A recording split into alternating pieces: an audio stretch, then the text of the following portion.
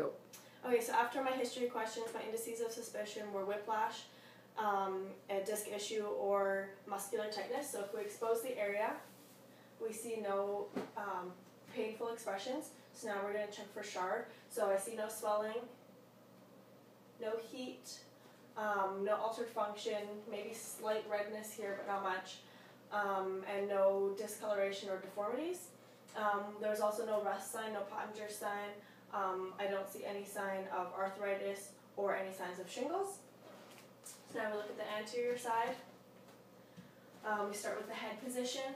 So looks fairly straight, maybe slightly tilted to his right. Shoulder position, the left shoulder sits slightly superior to the right. The left clavicle is also higher, and both clavicles look slightly deformed, but they both have history of being fractured. If we look at the chest, there's no obvious deformities, maybe slightly more muscular on the right dominant side. Then we look at the upper and lower arms. We see that the right side sits more inferiorly and is slightly more muscular, and then the left side sits more superiorly.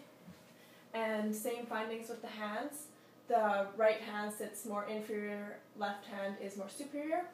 And then if we look at the iliac crests, we see that the left iliac crest sits slightly more superior to the right one. And then if we're looking at muscle, it's fairly even, slightly more muscular to the right dominant side, and we don't see any signs of atrophy. And then from the side, from this side, the head positioning is slightly anterior to the body, and we can also see the left shoulder seems more rotated forwards, but both shoulders are rotated forwards. And then looking at posture and spinal curves, we see the lordosis, kyphosis, and lordosis, and it seems quite exaggerated due to the rotation of the shoulders being forwards. And then other side. So here we can't see the right shoulder, which makes me want to say the left shoulder is rotated forwards more. Same findings with the head being positioned more anteriorly, and same findings with the posture and spinal curves. Okay, and from the back, here looking at the scapula, we see the left scapula sits more superiorly and slightly more lateral to the right one. And for skin creases, again, the left sits slightly more superior to the left is more superior than the right. And then if we are going to look at gait,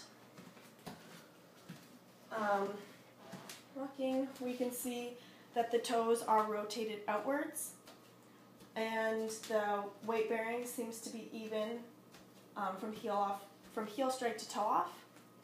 And one more thing that I forgot to mention, we do see a scar here, but no other significant skin markings.